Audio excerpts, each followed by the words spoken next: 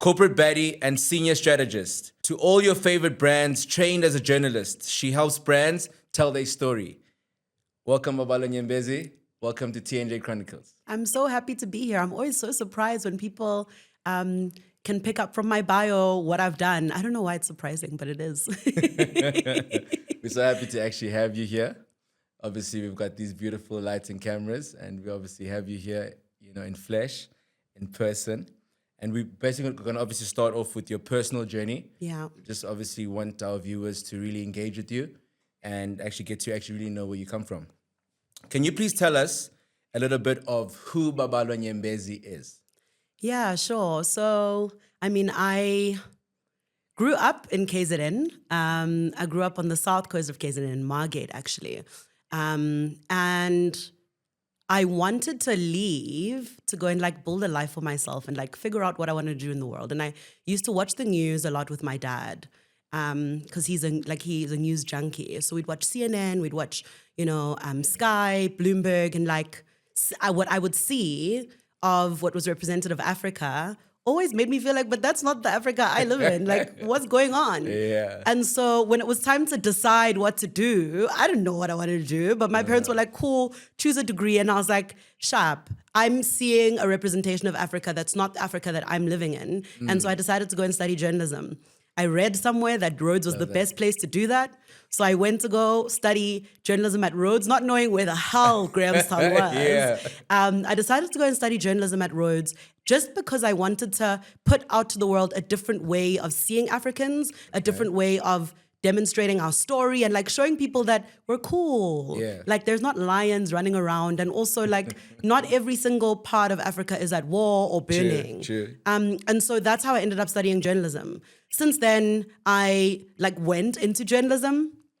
And I actually started working at 702, which is, for those people who don't know, a talk radio station here in South Africa that broadcasts in Johannesburg, so in Gauteng, as well as simulcast to Cape Town, right? And so I was employed at Prime Media Broadcasting, doing the thing that I thought I would do in the world. And we did some work with CNN, so I was yes, tick that box, the girl is doing CNN work. And what I realized was journalism wasn't what I thought it would be, in terms of it felt like the storytelling structure was very limited. And so I broke out into advertising because I felt I want to flex my creative juices and show Black people interacting with products in the world, doing something other than dancing. I saw an ad where people were dancing for chicken, and I was I need to go into that industry. How do we fix that? And so that's when I moved into the advertising industry. And since then, I think I have started to live out that goal of really telling stories that show who we are to the world. I love that. I actually love that. So, coming from Margate, going all the way to Rhodes, doing journalism, what really took you now to the career path that you have now, digital strategy. Yeah. And how has that been shaped up, as a Black woman, and how's the journey there as a Black woman, basically running the show? 100%. So I think the way that I landed up doing the stuff that I do now is because while I was at 702, so while I was in the building at Prime Media Broadcasting, there was this woman, Kwezi Magwaza, who I had been reading the magazine that she was editing when I was 17, because she was the editor of 17 magazine. And then suddenly she's my boss. And I was oh shit, this is so cool. Yeah. And Kwezi happened to be the head of content at Prime Media Broadcasting, one of the few women that I got to work with while I was there. And I really looked up to her, and she happened to be my boss, and she was listen, because I did my honors looking at social media and the impact of social media kind of in society. Yeah. She was this is what you studied. You were looking at our business to see what impact we're making. Let's make magic together. And so that's how I ended up working in digital, because at the time they were looking to build a digital team, and I was a young Black girl who was on social media because I started a Twitter account back in 2010. And so I happened to know social media just because I was an early adopter. Yeah, great. And that's how I ended up being kind of I'd say trailblazer, because the kind of jobs that I was working in were jobs that didn't exist. When I was appointed a social media consultant for Standard Bank, that role hadn't existed before. People didn't know what that was. When I was consulting for Uber on social media and influencers, that wasn't a real thing. Like back then, it wasn't a thing. So when I'd be like to people, yeah, I'm a social media consultant, it sounded kind of like I was making things up, but that's actually why Uber hired me. There was a girl that I knew from Rhodes who was like, listen, I see like you're in the social media space, you know, influencers in South Africa. How's about you help us make some hot shit on Uber? And I was like, sure, I don't have anything better to do. And so that's kind of how I crafted my niche, is being the person that was playing around with things that older people, because they were old at the time, weren't really involved in. I see. So basically, I'm sure everyone was asking you, like, are you making money? What is this? You know, 100%. Trying to explain to your parents, like, what you're doing. I'm sure they're just worried about you, like, well, what's social media, you know, back then and everything. So for those that are obviously watching, you know, what skill sets, and mindsets did you now, gain over time to actually allow you to climb this corporate ladder and to actually get you to where you're going? Yeah, I actually was thinking about that this morning just as I was prepping for our conversation. And I think for me, the thing that's gotten me into rooms that other people maybe don't have access to is asking questions. And asking questions because I'm curious. So I think the thing that's really important when you're building a career for yourself is just curiosity. Because my being curious enough to go, what is this new platform? I mean, Twitter at some stage launched live streaming. And I was like, I don't know what this is, but I went into the studio and Olani Kwada was on air and I streamed him on 702's Twitter channel being like, listen, Olani, we're playing around with this thing. And he was like, cool, dude. I have no idea what that is, but like, let's go. So I think curiosity has been a really important thing for me. And it's gotten me into rooms that even I'm like, oh shit. Exactly. So for young Black women now, what are the trends that they should be looking out for to actually go into digital strategy? You know, where should they actually pay their attention, and what can you advise from your side for them to do? Yeah, I think the world has changed so much since I obviously first started in this. It's been 10 years. And so the advice that I would have given someone 5 years ago is very different from what I'd say now. I think the world of digital strategy, the world of social media, the media world, because now I'm broader than digital, I'm working across media. It's changed so much, right? And there's no framework around what the right way to get into the room is. Yeah. So I would say what's important is to ask questions, be curious, try new things.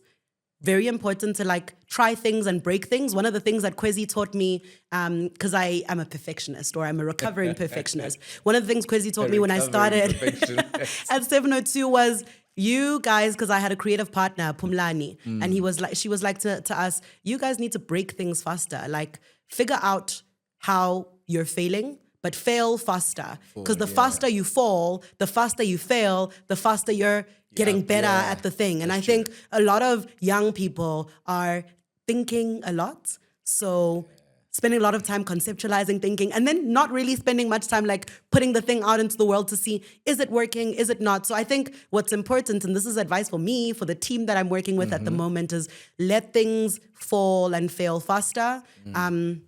I know the stakes can feel like they're really high. I mean, the stakes I'm playing with right now are 150 million rand budgets, but concept of let it fail faster is so important. And I know it's like we want to be cautious as people, but if you are willing to try and learn, because if you fail fast, you're learning faster. So you can optimize faster. I think that's the thing that's really important. So whatever your thing is, I know a lot of people now wanting to be content creators, create your content, but like actually put it out there and let it fail. Yeah, that's and true. see what's working and what's not. That's true. And obviously now in a career or in a world full of like challenges and resilience, you know, what's that one moment in your career where, you know, you'd say, man, this was a very difficult time, difficult moment, and how did you push through out of that? Yeah. I mean, there have been so many, but because life is constantly about like figuring things out, right? Absolutely. I think what I'd say is I was working at the time on Vodacom. We were having so much fun. I was working on Vodacom. and I got into a clash with our CEO at the time because obviously Motandi is into like you have a big voice, you know, and so I had a clash with our CEO at the time, and the thing that I learned from clashing with him, because we clashed and I was like, as in, if you and your company get hambalan. No, you didn't. Without a plan. And the thing that like, hectic. yeah. And my parents were like, hey, yes, you should leave. Because they were like, we've taught you so well, like, we've given you all the tools you need. Surely you can go out into the world and make it, right? And that's like the thing that my parents have given me. But I think the lesson that I learned from that was you need to choose your bullshit. Like decide what thing is worth fighting, what thing is not worth fighting, what's worth leaving the room for versus what's like a, not so much megazela, but what's like a, actually it's not worth my attention, it's not worth my peace. Let me choose my peace. And at the time when I left this guy's company, I said to him, listen, I'm leaving, not because you and I are clashing, but because actually it's better for me to protect my peace. And very important to protect your peace and not sacrifice yourself for a job, for a career, for a goal. Protect your peace. I think that's really important to choose what battles are worth fighting for, what battles are not. Today, I like the stakes are obviously much higher for me, but I still do have a bit of that fuck you energy. No, I guess you need it. But you know, I love the fact that you obviously advocate for mental health. A lot of people, they speak about it, but they can't actually do it. Very important. You know? And speaking of that, have you ever faced, imposter syndrome? And, at the time, maybe when you have, what did you actually do to really get out of it? Because I think a lot of people are really living in a coffin. You know what I'm saying? And like you said, people aren't going out there and doing things as fast. Yep. And it's caused by this imposter syndrome. 100%. So, speaking of mental health and being on the topic and with challenges and resilience, how did you get out of a situation like that? Or what could you advise somebody watching now today to be able to get out of that? So I'll speak about my current situation. I mean, when I got called up for this role that I'm currently in, the people that called me had liked me because we'd worked together briefly on like a financial services client. And they were like, listen, we really like you. Please come through and just make some hot shit for us, right? And it's a big pivot from digital strategy, which is what I had been doing, which is what I know, I'm comfortable, I'm the girl. Yeah. And so I had to like sit with myself and go, am I willing to step into this? And of course, of course I went for it. So I was like, yes, let's. Not gonna sit here, like, let's see what happens. And so I stepped into the role and I found, because it was stepping into a world where I went from writing a digital strategy to overseeing strategy for, like I said, like a client that goes, I've got 150 million rand, what do we do with it? Yeah. How do we make an impact in South Africa? How do we make an impact in Africa? Which is quite a big step up. Yeah. And sometimes you'll speak in the room at the boardroom as the person who's been appointed to make these decisions, and people will go, but why? Why you? Sure, and yeah, isn't sure, but like, why when you can tell us, about this thing. And I think like the thing that I have to do constantly is face myself and go, I've earned my place at the table. Yes.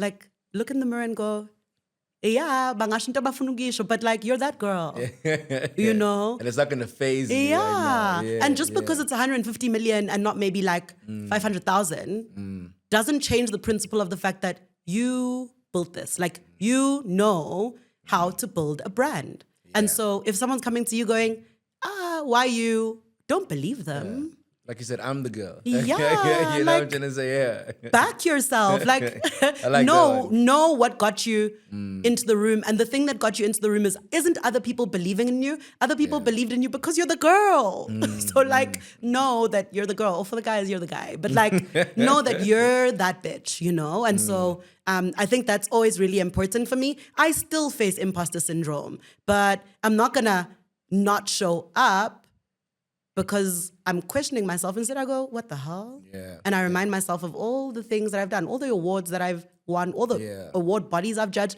And I mean, even if you're up and coming, you can also back yourself. I posted that reel that trended. Exactly. Yeah. You know, I'm that girl. Yeah, and it's real. And Yeah, I did it. it is. And that's really important to just own your wins and own who you are in the room so that no one can question or think that they can question who you are. Yeah, it's not luck. I didn't just get here because of that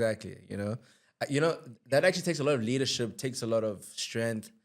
Obviously, if you're a guy, it takes a lot of balls, 100%. It does take balls even for me. You know what I'm saying?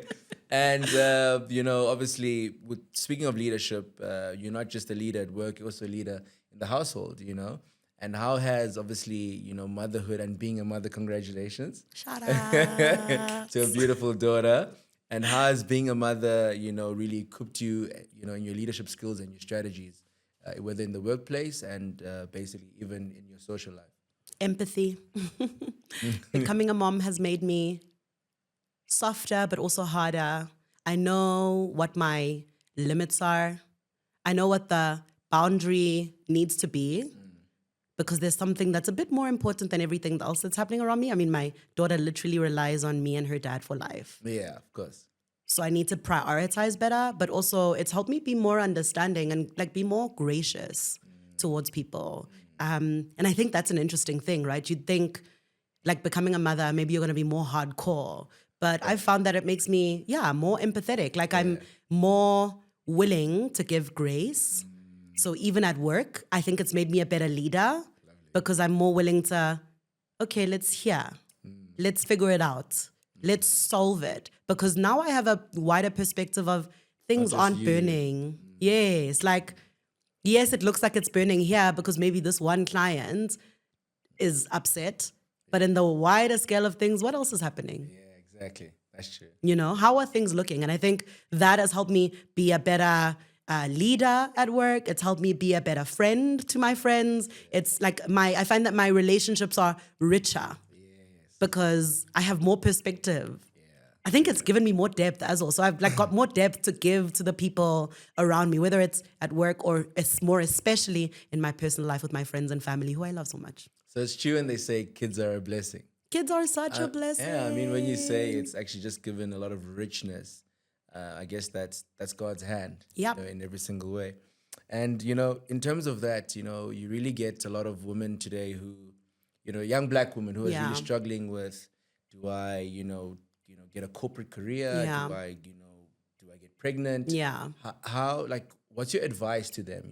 Can they balance both? Can it be done? And basically, how do you actually take away that whole thing to say, let me first do my corporate career first, then have a child? Yeah, I don't think there's a right way to do it. I'll give you an example. My friend, who's now a creative director at one of the world's big tech companies. When I met her, she had a 2-year-old. She'd gotten married when she was 23 and decided that they're going to have a kid really early. And when I met her, she was a cool girl at work. She was my girl. She was my girl who was a mom, but we were cool. We were in the same age range. We shared the same values. And what I identified in her that I really liked was she was a hard worker. She was same as me. She knew she was the girl. She'd walk into the boardroom and be like, none of this makes sense, right? For big brands, right? And corporate she was Baddie. Also grounded. Yeah, she was also grounded. She believes in God, believes in her ancestors. She's a girl who is very sure of herself. And contrast with me, who at the time was a corporate baddie who was about the streets. So her baby was nowhere near my plans. It was nowhere near my plans. And the thing that we had in common was both we prioritized that work was work. So whether she was a mom or I was not, looking at the contrast, work was work. The things that mattered to us mattered. We also stood on our word. When we said something, people actioned it, right? In the room. And I learned so much from her about the fact that whether you're a mom or not a mom, it's really important to own who you are in the room. And the other thing that I learned was there's no right time. Because she went from she wasn't the most junior person in the room. She'd have won a couple of awards, but like she was in a mid-level role when I met her, and she was able to build herself a career where now she's creative director in one of the top tech companies in the world. Hey, look at that. Traveling to Europe for conferences at work, but also like going to Kitty's birthday parties because her 5-year-old like has been invited to a birthday party and doing drop-offs and like finding a really good balance. And so I And think still that cool at the same time, and she's a hot girl. You see, She's also a part-time model. She's a hot girl. Okay. So I saw a lot from her about like, shucks, life doesn't need to wait for you to go, these are the plans. Yeah. Move with like who you are and be true to who you are. So even the decision of like me becoming a mom, that was a decision, by the way, because girls, you don't have to if you don't want to. Deciding to be a mom was because I was like, shucks, actually, like I've got enough space in my life to become a mom, and work is still important. Now I'm a mom and I like balance work and baby. I mean, I don't do it by myself. My partner's plays a big role in that. But like, it's possible to take your time with things or to do the things that you want now. Like my friend did. She was like, I want my baby, I want my man now. And like, it's up to you. Let's get it done. I think basically what you're saying is you can actually plan around these things. You can. Yeah. It's intentional. Yes, and that's the thing, is to be intentional. It's very that. important to be intentional. Yeah. And I guess, with all of these things, I guess one of our biggest responsibilities is also giving back. 100%. So, to these young, beautiful Black ladies, what are you actively doing to actually give back to the next generation? Yeah. Yeah. That's a good question. I mean, one of the things that I do is I mentor girls. So there's a couple of girls that we'd started a project back when I was working on Standard Bank the first time, where we were creating jobs in the advertising industry for young people who weren't getting opportunities. And I was working with Digify to do that at the time. So we would, like Digify had a program that you would go through training for 12 weeks, finish the 12-week program, and then get placed in an ad agency. Oh, perfect. And that opportunity would be either for a couple of months or for a year. And what we built with Standard Bank, because my heart with Digify is really big. So what we did was we sold this project into Standard Bank to go, you guys need young people that understand South Africa to community manage and be the voice of the bank online.